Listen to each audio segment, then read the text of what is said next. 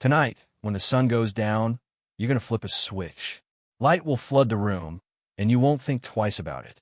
But for 99.9% of human history, that switch didn't exist. When the sun set, the world went dark. You couldn't even see your own hand in front of your face. But modern humans almost never experienced this.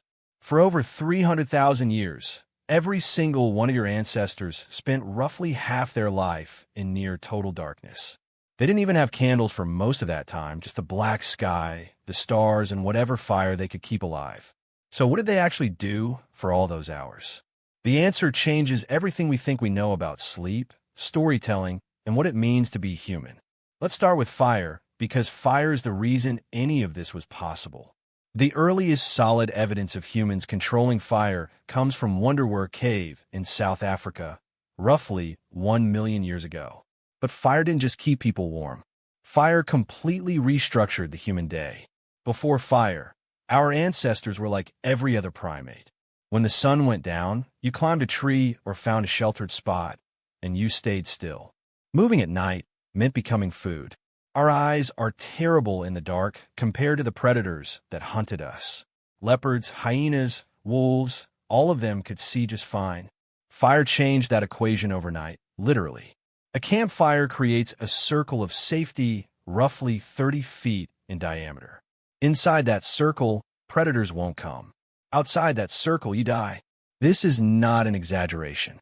Anthropologists studying modern hunter-gatherer groups have documented that people who wander away from the fire at night are significantly more likely to be killed by predators, even today. But here's what's fascinating. Fire didn't just protect humans at night. It gave them something they never had before, extra hours. Think about this. Before fire, the useful day ended at sunset. That's maybe 12 hours in summer, as few as 8 in winter. Fire suddenly added 2 to 4 usable hours to every single day. And over thousands of generations, those extra hours changed our species. In 2014, anthropologist Polly Wiesner published a study in the Proceedings of the National Academy of Sciences. She spent years recording conversations among the Jew/Hoansi Bushmen of the Kalahari Desert, one of the last groups on Earth still living something close to the original human lifestyle. What she found was striking. During the day, about 80% of conversations were practical. Who's hunting where? Which plants are ready?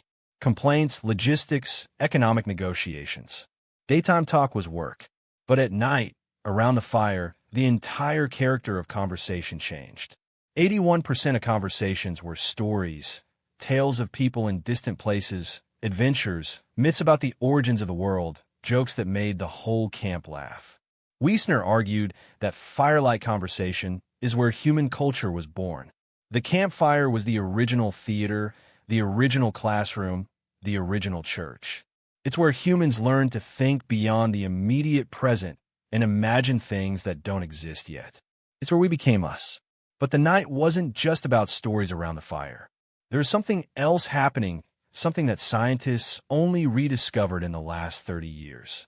You are not designed to sleep the way you sleep right now. In 2001, historian Roger E. Ekirch published a paper that changed sleep science.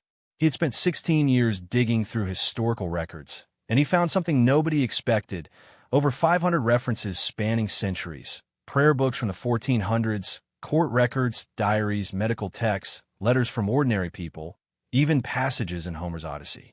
All of them mention the same thing: first sleep and second sleep.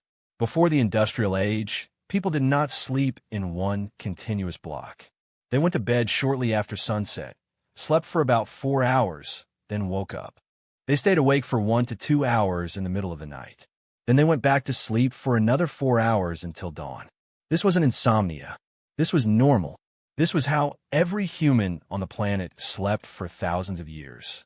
And what did people do during that wakeful period in the middle of the night? Everything. A 16th century French physician recommended that couples conceive children during this window because they would do it better. People visited neighbors. They interpreted their dreams while they were still fresh. They wrote. They simply lay in bed in the dark and thought.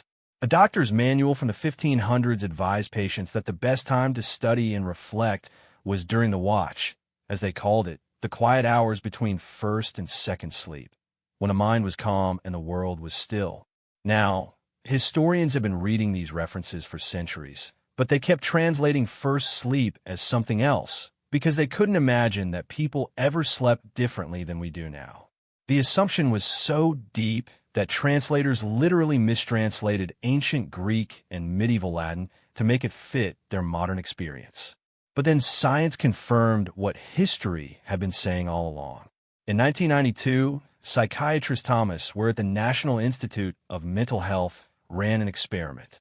He took a group of volunteers and removed all artificial light from their lives.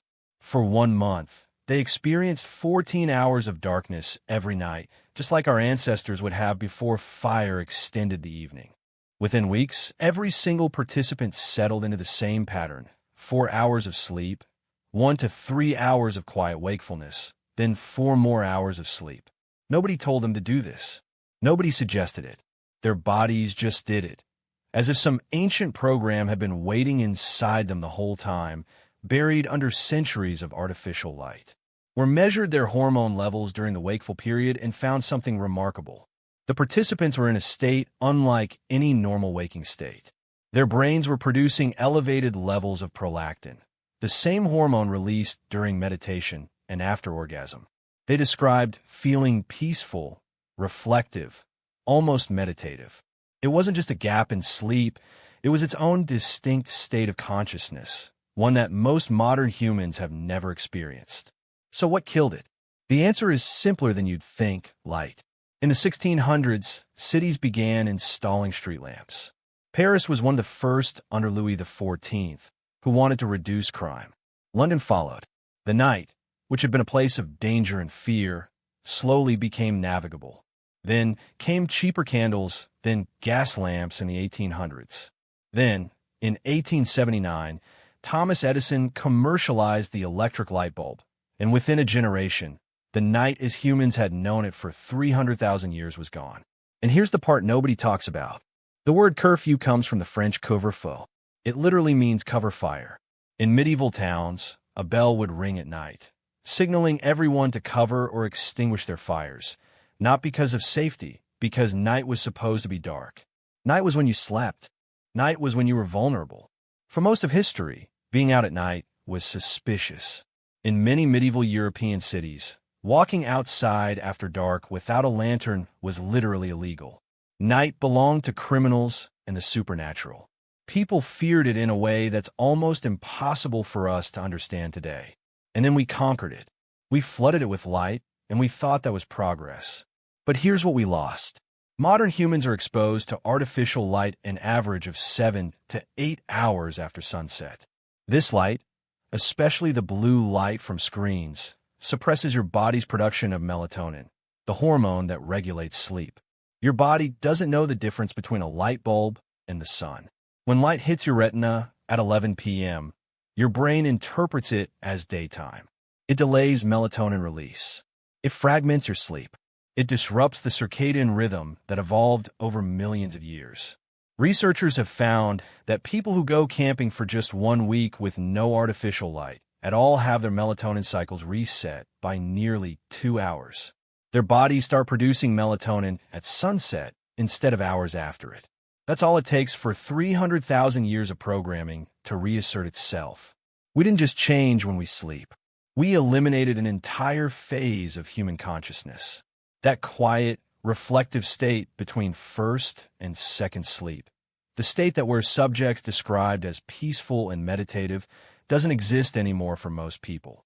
Instead, we have insomnia, and we treat it like a disorder. But what if it's not a disorder at all? What if waking up at 2 a.m. and lying there in the dark isn't your body malfunctioning? What if it's your body remembering what it was built to do? For 300,000 years, your ancestors spent their nights in a rhythm that modern science is only beginning to understand. They gathered around fires and told stories that built civilizations. They slept in 2 phases with a window of quiet reflection in between. They lived in darkness so complete that the Milky Way wasn't something you had to drive to a national park to see. It was just the sky. And every night when they woke in the dark between first and second sleep, They lay there in silence and thought about their lives, their dreams, and the world they would wake up to in the morning. We traded all of that for a light switch, and most of us never even knew it was gone. To watch such videos, subscribe to Jain Psychology.